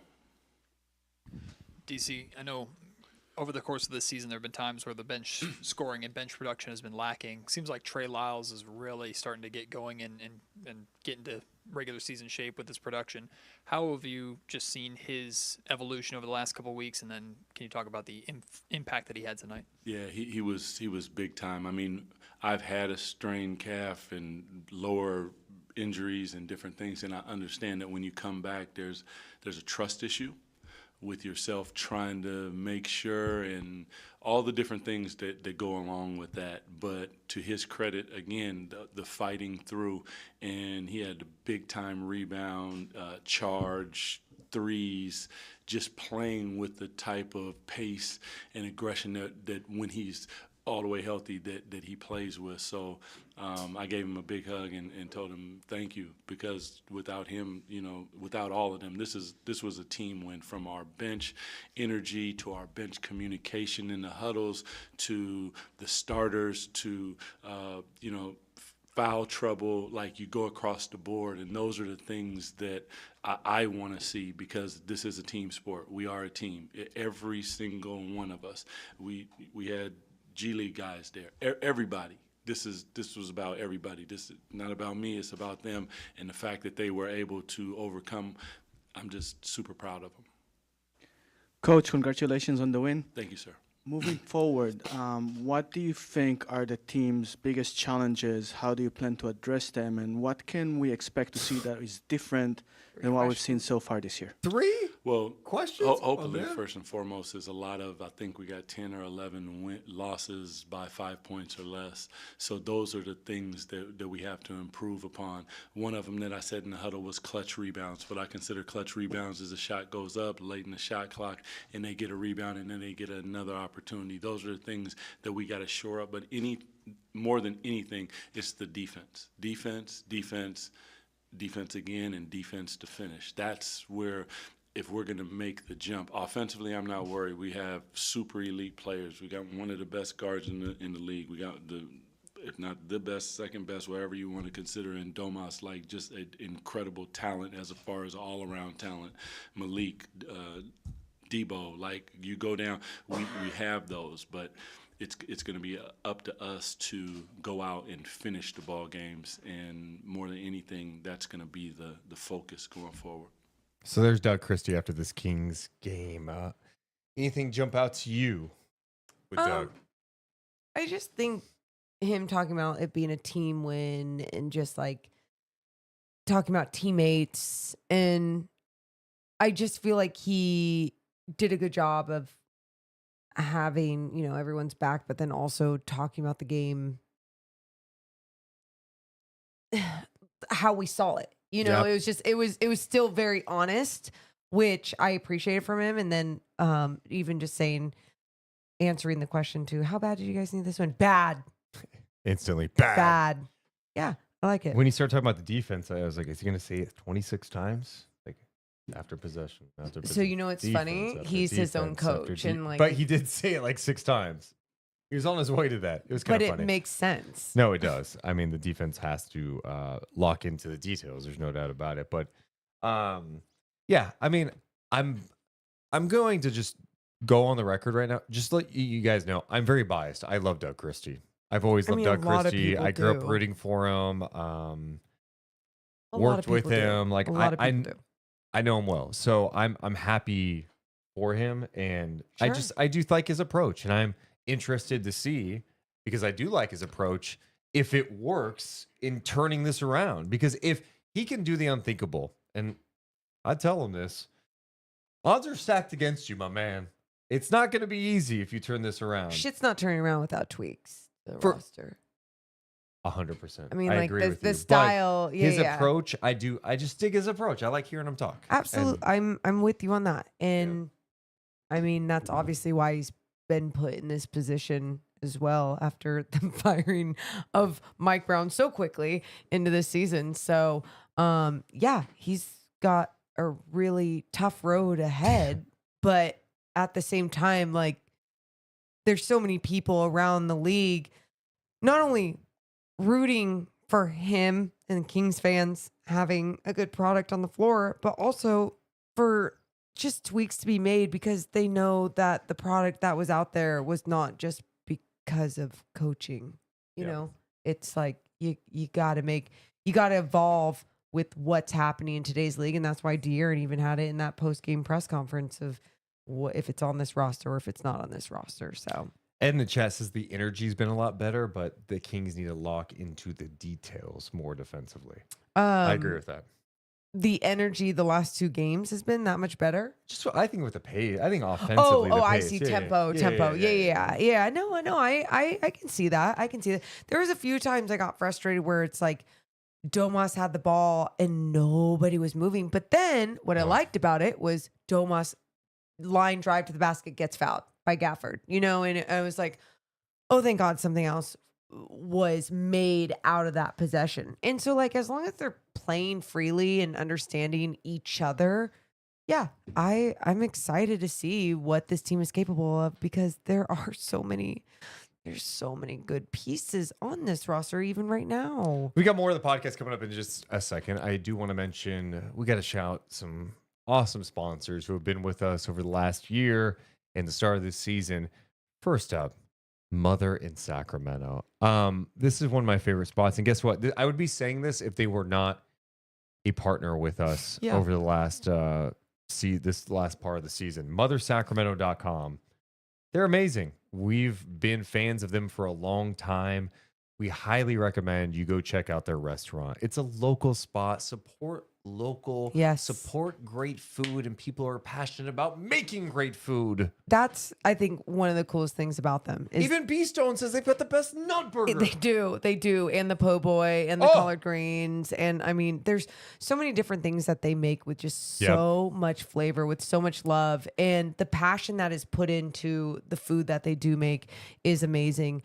Is it bad that I eat it all the time? No, because it's actually really good food, and a lot of vegetables are even made in a style that like I crave the vegetables. So if you're looking for a great place to eat, great location, Midtown Sacramento, check out Mother. Oh, and you can also order to go. MotherSacramento.com. Also presented by our friends over at Golden One Credit Union. We are all one. We are all one. At Golden One. And it pays to be a Golden One member if you're a Kings fan, because you can join for up to 50% off Kings home games plus 15% off merch. Yeah. Just scan that QR code on your screen or go to golden1.com, Morgan. Scan it, because I'm telling you, we've already had listeners scan throughout this season, and they have reaped the benefits of raising that membership card up in the air and getting better seats or getting to the floor and finding a way to make a little bit more money. Golden One is just fantastic. So make sure you sign up today. Yeah, and thanks for their support in 2024. Also presented by our friends over at Northwest Exteriors. You need new windows on your house. We've been telling you forever, there's no better place to go than the experts at Northwest Exteriors. Go to their showroom, pick out the windows you want, and what a game changer it can be for your house. Makes it look better, makes it safer, and oh, by the way, you save money on your energy bills. Game changer. Yeah, and there's going to be a lot of new deals coming up in the new year where you can get 7 windows and a patio door for under $10,000. And I know. What? I know. Thank you. And some of this too, you're going, wait, do I even need 7 windows in my house? Here's the thing. If you have certain windows or certain rooms where you're questioning why you're not saving money on your energy bill, just go get a free quote today. Just trust me. Yeah, go. NorthwestExteriors.com, because Morgan Ray, they are simply the best. Trust Northwest. Appreciate all the basketball sickos hanging out with us. We are officially in the midnight hour. It's been a while since we've done one of these, but it is New Year's Eve, and now officially New Year's Eve. Oh, happy New Year's Eve. Oh, I am empty. Deuce is empty. Oh, no. Podcast isn't end until that bottle's gone. How we doing, everybody? I mean, it's almost gone. Okay. Who would be your player of the game tonight for Kings-Mavs? You know what? Tonight, I'm a Trey Bay. You're a Trey Bay. I'm a Trey Bay. I love what he added off the bench. And I wanted to talk about what he added off the bench against the Pistons, but then they ended up losing that game. So it's much nicer to talk about what he added off the bench. Oh, I agree with there we you. go. He is our simply the best player of the game. Trey Lyles, 14 points, 4 rebounds, a steal, 5 of 9 shootings, 3 of 6 from downtown. Played some nice defense, took a charge, brought some great energy off the Kings bench, allowed Doug Christie to rest some guys, lean on that bench a little bit. He is our simply the best player of the game. And Malik Monk says he is no longer fat. Oh my God. That's so, I mean, it's aggressive, but like, Yep. I get it. I would want someone to communicate with me. Also, a couple people in the chat talking about Devin Carter. Ghost Trainer says, anybody excited for Devin Carter on the bench next game?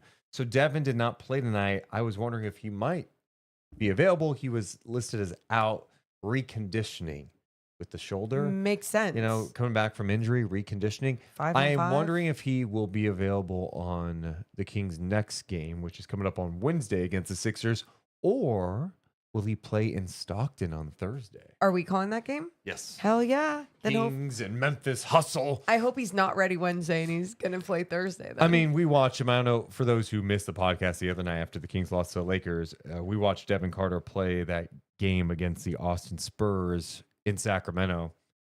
He was really impressive. He was also completely gassed. He had 29 points, knocked down, I think, 6 of 9 from 3. Made some great plays defensively, did a lot of nice things. You're like, dude, this guy can really impact things for Sacramento.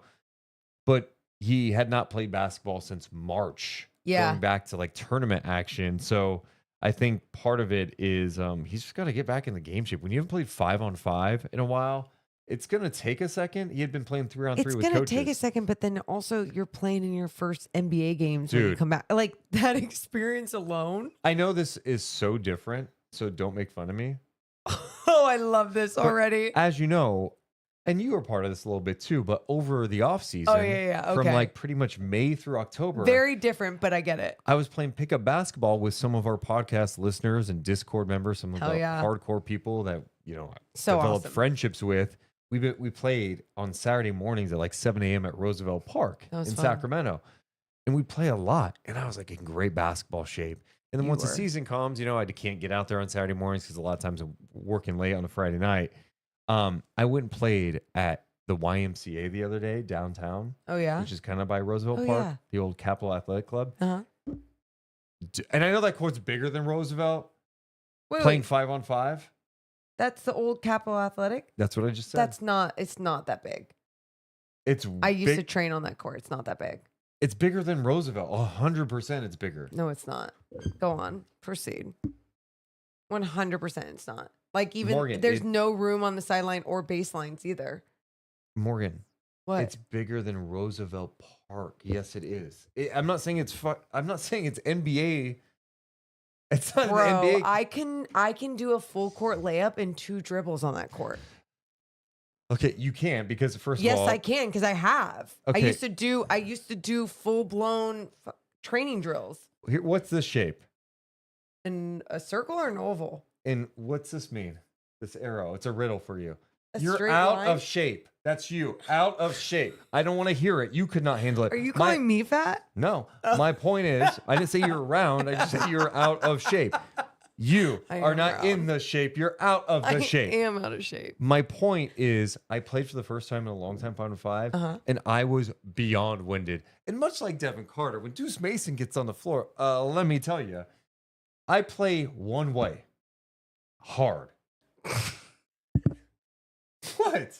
Is that not true? I don't play hard? You're going to dispute that fact right now? Let's talk about it. No.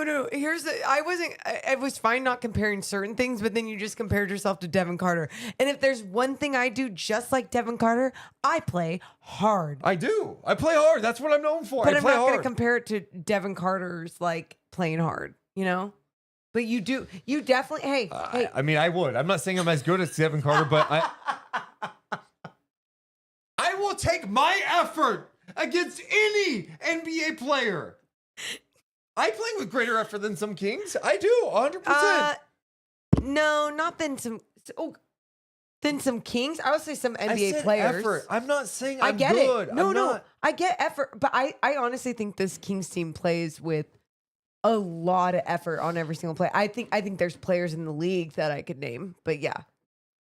I get what you're saying. Adam says, is Roosevelt Park a retirement home? Because that would totally make sense now. Maybe you should check out Roosevelt Park and see if you can hang Adam. Deuce, honestly, like I'll give him this.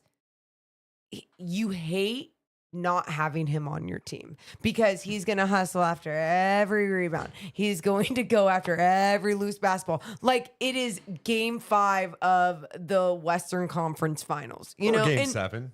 Well, game 5, yeah, sure, but game 7. Yeah. Have a game 7. Thank you. Yeah. But my point, yes, like like he is a willing screener. Like he is going to set every screen for you if you're a ball handler, and it's like, yes, like that is the type of teammate that you want on your floor, especially in a pickup game. Go on. I was completely out of shape out there. That was my point. Oh, okay, and it was hard to play. So Okay. like the whole point was shape's that insane. It's insane. Devin Carter, I relate to you, man. Oh. You're gassed. The difference was he scored 29 points in a game. And had 6 threes. And you can't shoot a I three. might have blown a layup in transition, but I did have a. Oh, you know what you though? did. You Dude, did that at Roosevelt Park. I had too. some decisive moments out in the court, man. Got the ball. It's like, oh, you're not gonna put a body on me. I'm gonna drop a little floater. Then they had me on the second game. Nobody I'm likes chasing- listening to some like stupid white dude talking about his pickup game. I'm Like, come chasing on. around this guy who he thinks he's Steph Curry. Oh, I hate those players. Was he just jacking them up? He looked two-handed? but he could shoot it. He Oh, could he shoot really it. did Yeah, have a yeah, good shot. yeah. Was it actually like a good? He high thought he was release? Steph, looked like Austin Reeves, and so once I saw once I saw him launch, I'm like, all right, I'll play him tight. Dude, let me just tell you, dude, there was one play I was playing him so tight. I could not breathe, and I was like, I cannot let this guy get a 3. I stayed attached to him. I knocked the ball away still. I was so pumped up after that moment. So do you feel the pain that some of these guys feel when like PJ Washington's going off, or like they have to bring that same energy on both ends of the Yeah, floor? I get pissed, dude. I get pissed when I don't see it. In the chat, Christian says, Deuce is the type of dude to pull up with a knee brace and shooting sleeve. No, that's actually not true. I'm so basic out there. I'm not. Oh my God. I got my shoes on. I'm the type, here's what I despise. Mm-hmm. And I know it's like a hooper thing to do. Like when I went to the YMCA, I see these guys coming with their gym bag. They're getting all stretched out, taking their shoes out. Dude, I walk in with my basketball shoes yeah. on my fucking feet. Well, ready to no, this is why, because you play with the same shoes at Roosevelt Park. Yeah, I don't Like, care. No, but I understand the people that are like saving their shoes for an inside gym, but I'm with you where it's like ballers ball anywhere. Dude. Anywhere there's a hoop, there's when, a way. When I hear people go, like I fucking take your shoes out and go. When I hear people go, I only play indoor. Oh yeah, because my knees are weak. Well, Soft. then you Soft. shouldn't play at all. Soft. Thank you.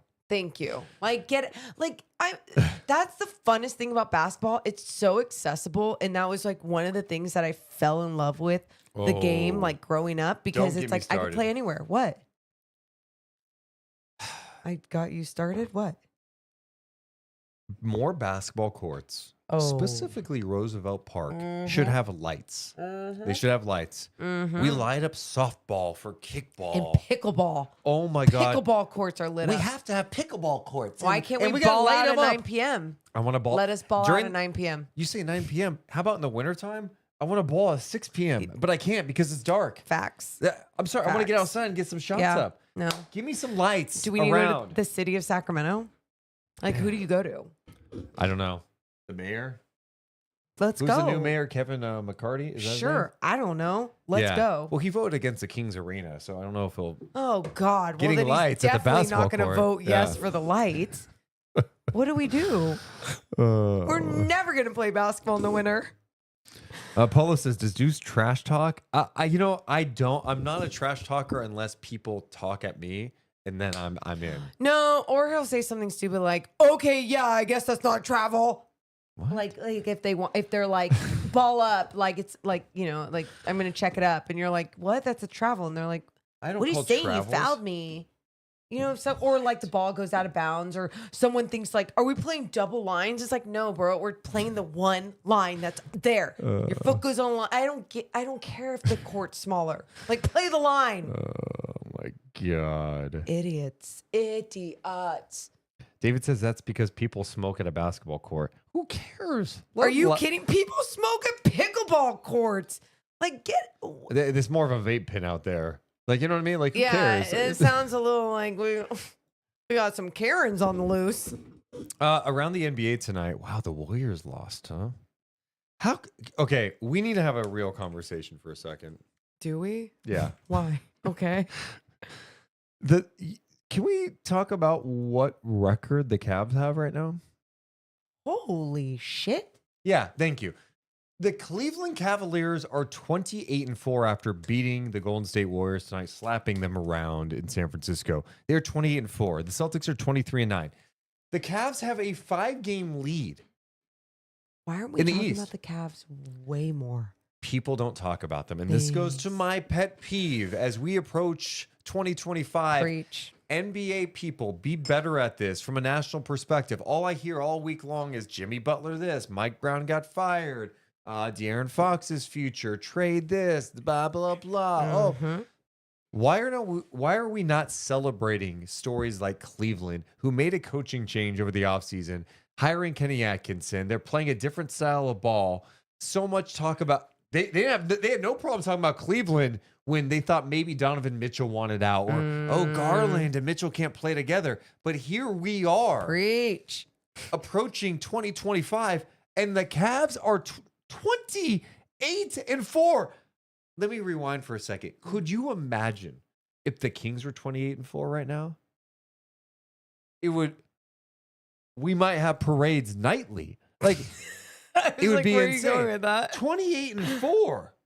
Like, let's give some love to this team and celebrate the good stories. People want to talk about ratings with the league. People want to talk about all these things about why aren't people engaged with the game? Because we, as NBA people, from content creators, who I think do a better job, the national TV partners, ESPN and TNT, the discourse isn't about the Cleveland Cavaliers.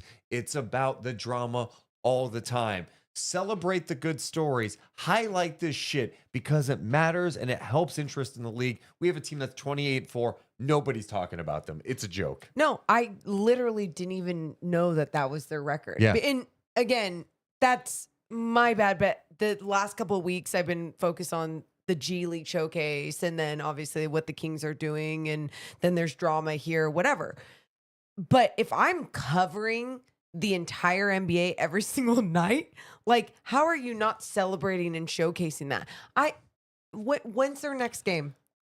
Their next game, Morgan, I'm so glad you asked. Thank you. It's coming up today against the Lakers at yeah. LA. Second, I have a back-to-back. Cleveland taking on LeBron. Shall we? What? Watch the game and do something about it? Yeah, we're going to be doing more NBA content too because we're trying to grow the NBA side. We did an instant reaction to the Dorian Finney-Smith trade.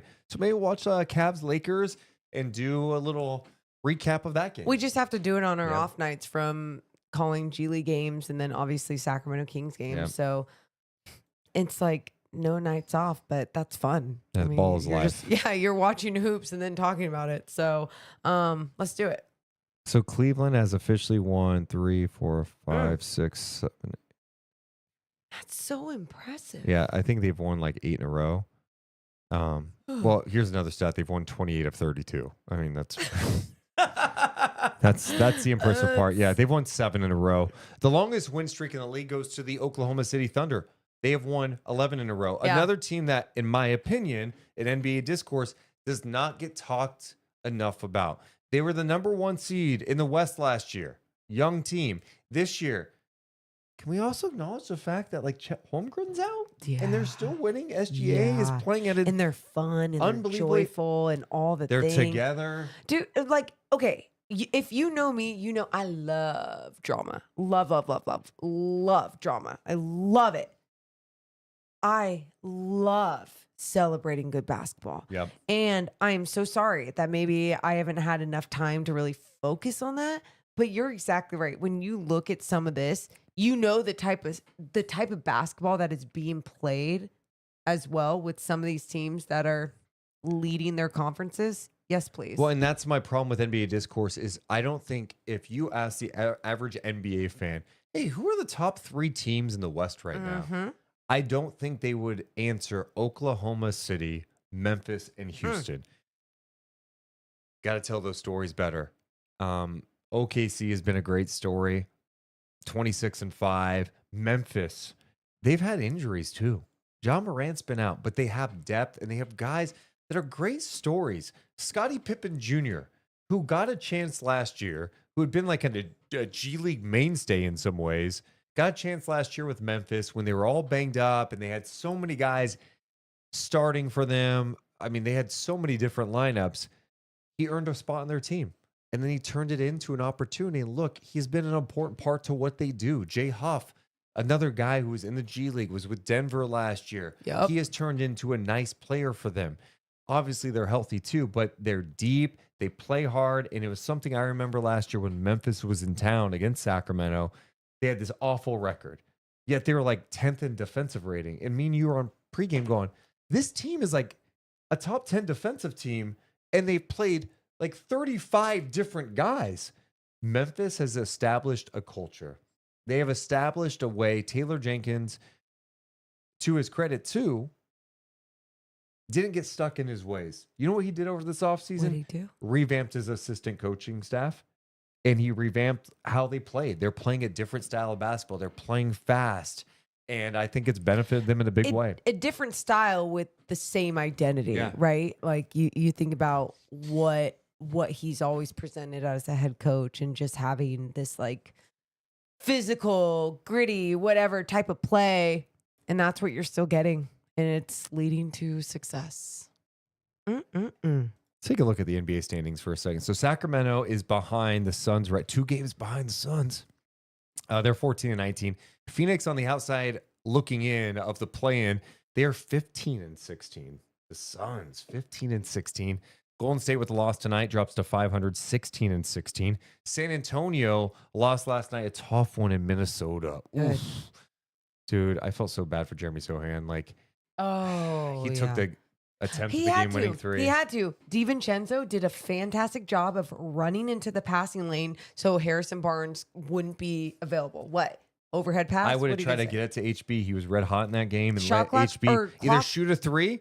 HB's very good at catching it high and launching the three. 100%. Or putting on the floor and getting First fouled. You were year down together. by 2. First year together. I'm just saying. I know. Anyway, San Antonio sitting at 16-16. So, you know, look, there's not 9-10, 2 500 teams. The difference between 6 and 10 right now is just 2.5 games. Man. Crazy. Can you believe we've been on this long? Imagine if we I can. Imagine if we did a bottle of champagne every podcast. It wouldn't. I mean, this is like, oh my gosh, we get a day off tomorrow. Yeah. I mean, day off. We're just gonna watch. When does basketball start tomorrow? Isn't it early tomorrow? Sometimes my favorite thing about Morgan is When she asks me a question, I don't know. Well, sometimes you just know answers, dude. Sometimes you just know. The first game tomorrow is at noon. Toronto, Boston. Thank you. Followed. Oh, and then you got Milwaukee and Indiana. So tomorrow, I'm watching basketball and drinking champagne. Indiana with a big win over Boston last night. Clippers take on the Spurs at 4 p.m. At 5, you got Minnesota OKC. That's an intriguing game. Minnesota OKC. I just want to watch all these. And then if one turns out to go in a different direction, the only thing is I always get FOMO whenever like one goes in a different direction. And then if you go on Twitter or Blue Sky or something, and then it's like, oh my God, they're within 5. Then you're like, shit, I missed it. How'd they get back? Yeah. That's the only thing I hate. Other games on New Only Year's thing. Eve, Memphis and Phoenix, and then Cleveland and LA. Those games tip That's off so- at 6 p.m. That's late. 6 p.m. So late. Kidding. Oh. Yeah. Someone asked, you guys going out tomorrow? I am not Nope. going out Nope, tomorrow. nope. I need to do some yard work. I've watch never basketball. I've never been a big go out on New Year's guy. I'm always We've about. had a Kings game though every single time. I'm even talking about in my younger days, Oh. like in my early 20s. Like everyone, hey, let's go out to the club. Let's go do this. It's like, no. How about let's just stay home and drink. That's what I did in my younger days. Now Is that what it's you just actually like, did? I would try to. I would try to influence it, but I'd be around a group of people that wanted to go out. And it's like, God, can we just get back? I hang out with, well, I did. It's a madhouse, dude. I did a lot of hanging out with my siblings at their places. Like, I remember my brother a couple years ago, big storm happened, but we were at his place. And then my other brother in his place, he always has friends, so many friends. These people have so many friends. How do people, so many friends. In the chat, John says Dorian Finney-Smith changes everything. I think it's a great pickup for the Lakers. I do. I think that was a really smart pickup. I think, especially on that team, like, dude, just go out there, play great defense. He plays with an edge, defends multiple positions, and he's knocking down the three at a consistent rate this year. They're not asking him to go out there and go crazy. Just go play within yourself. And he's been on winning teams before. This is a great opportunity for him. So, Sergio says, I feel Deuce got peer pressured a lot in his younger days. No, I'm the puppet master. Ew. Why is that ew? Like, in your younger days, you were the puppet master? That's a weird... I would do the influencing. Like, hey, let's stay in. Let's stay here. Interesting. Yeah. All right. Let's get the final thoughts. New Year's Eve. Officially now. What do you have to say about life, the Kings, the end of the year? Final thoughts. Favorite moment of 2024? I'll say this with some of my final thoughts. Whenever I am tough on talking about players being soft about taking criticism or like being better and all these different things, I'm someone who loves when constructive criticism is thrown at me. I love communicating. I love, for the most part, I think I love this, accepting accountability when I'm not good in a G League game I'm calling, or at sidelines, or in pre and post. Like, I like to accept responsibility of what I can control and what I could have done better. And so, like, whenever I'm on here and I talk about basketball players and what they could do better and all these different things, I try to always just be fair, because I've heard a lot of people just yelling about things lately, and in Sacramento Kingsland, but also just around the NBA, just yelling about people in trades and people this and this and this. I'm always like, can't we just talk about it? And so I guess my energy that I'm going in with into 2025 is to just have the energy of like communication, talking, accepting accountability, and just always trying to get better. But I do have one more thing. What is this? So, I totally forgot about this until now. Final thoughts. This mirror, times 10, so I can like pluck little eyebrows and shit, you know? Today it broke. And I was like, oh shit. Accidental broken mirror.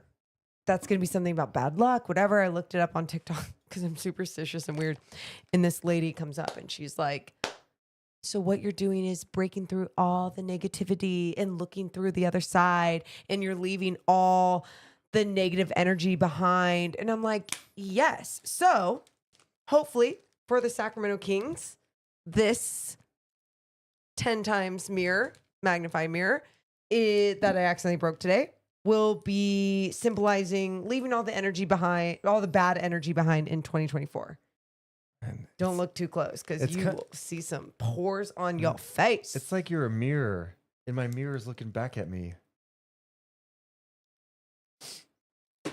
Nobody knows what that is. Justin Timberlake. I know, but you said 2 lines from the song. It's like you're a mirror, and you're looking back at me. Keep going. That's all I know. No, pull up the lyrics and sing it. Wait, just sing it. Hold on, let's see. It's like you're a mirror. No, sing from the, because I don't want to lose, you know. I'm Wait. looking right At the other half of me, the vacancy that's in my heart is the space that now you hold. Show me how to fight for now, and I'll tell you, baby, it was easy coming back to hear you once I figured it out. You were right here all along. I fucked that up. You work in audio and you have no sense of a tune in your fucking ear. Fuck.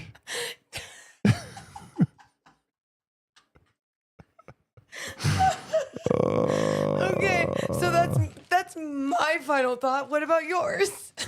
Well, I like this comment, first of all. Okay, what? From someone in the chat says, I don't know how I stumbled upon a Kings YouTube channel, but I'm enjoying it right now. Give me a hell yeah. Thank you for tuning in. Hey, we're Kings and NBA. Don't Yeah. you forget about that. Yeah. And we do it differently than anybody. Tomorrow we're doing some NBA. Final thoughts of 2025. Well, I mean, I don't know how many times I have to like be like, oh, this community is amazing. But you know, I am so reflective during this time of the year with the holidays. I love, look, even Thanksgiving, I am like, oh, I'm thankful for this. Christmas, I love Christmas. And you know, New Year's Eve, you do reflect on the last year. And there are things and moments I'm grateful for. One, top moment last year for the Kings for me was seeing them beat the Warriors. The high of highs in that play-in game, beating the Warriors, seeing Clay go 0 for 10, scoring 0 points, and just going, oh my God. Like, there's nothing like the hope after that. Like, in that moment, you're like, I mean, they're not losing to the Pelicans again. For this, there's no way. Like, you felt like, oh, dude, this shit's going. Let's go. It was just Yeah. such a cool moment, you know? And so that was really fun. And then, like, reflecting on this journey, dude. I've been in the broadcast game for a long-ass time. I got an internship at a high school when I was 16, unofficially, at a radio station. My sole focus has been wanting to be able to work in this business forever. And I'm doing it in my hometown. That's pretty And this cool. year, I'm getting more TV time than ever on Kings pre and post game, which is like, in some ways, about time, right? Like, Jesus, give me the ball and get out of my way a little bit here. You know, I'm an 82 game guy. Give me more games. Get 'em. No, but in all honesty, I'm just thankful for it. And I appreciate it every single day. Like, I want to work in my hometown forever if possible. It would be amazing. And I feel so Me lucky and too. fortunate that I get to do that. And this business is super competitive. And then, you know, you get to the end of the year and you go, man, it's been tough for the Kings. This has been a tough stretch, and we want to be better. And we're in a situation where Mike Brown got fired. That sucks. We're in a situation where this team is not performing like we thought they would, or how some thought they would. But in these moments, you go, God, I'm just so glad there is a badass community that we get to be a part of after games, where we can come in here, bullshit, and vent about the game, laugh, somehow sing Justin Timberlake, and yeah, no, I'm just appreciative, you know. Whenever people come up to us at games in public, whatever it is, I'm always just so thankful for them. Like, they're like, oh, thank you for the puck. I'm like, thank you. Like, yeah, it's like Deuce said, this community makes everything so worth it, so fun. And it just adds something else to a season, whether the season is at the highest of highs, you get to experience it all together, or the lowest of lows, you get to commiserate and be together during tough times. Yeah. It's really nice to lean on people. And that's the thing. We when we started doing this podcast after Kings games, it was during tough times, and I wasn't prepared for it to go this way now. Yeah. To be quite honest with you, but it's like we've also been here, and all these Kings fans who are amazing have been here, and the other NBA fans who are so supportive of us, who drop in the comments after, like, hey, I'm a fan from OKC, and I'm telling you, man, I really like your pod. That's not what they sound like. I thought that's what they did. No. Okay. You know, we get Dallas. Fans from all over the league who are like, man, like, I don't like the Kings, but you know, I like to check what you guys are doing, and I think that's really cool. Thank you guys. So yeah, as we head to 2025, it's hard to believe the year 2025. Here we Holy are. shit. And let's as Jim Harbaugh would say, let's tackle what? Does he really say this?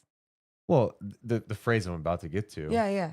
With an enthusiasm unknown to mankind. Let's attack 2025 with an enthusiasm unknown to mankind. Or let's go to, what was the Bob Marley saying?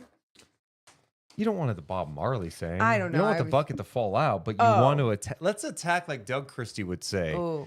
Let's attack 2025 with Violence? violence, No, that also doesn't aggression. I'm only like in a spiritual way, not in a physical way. No, but thank you for making this year awesome for us. Thanks for being a part of this journey with us, and let's have fun in 2025. Let's have fun. Let's do it. Yeah, we love you guys so much. We got to go. Have a safe New Year's Eve. See ya. Deuce and Mo, Deuce and Mo, Deuce and Mo. They tell you what they know. Deuce and Mo, Deuce and Mo, Deuce and Mo. The podcast that you know.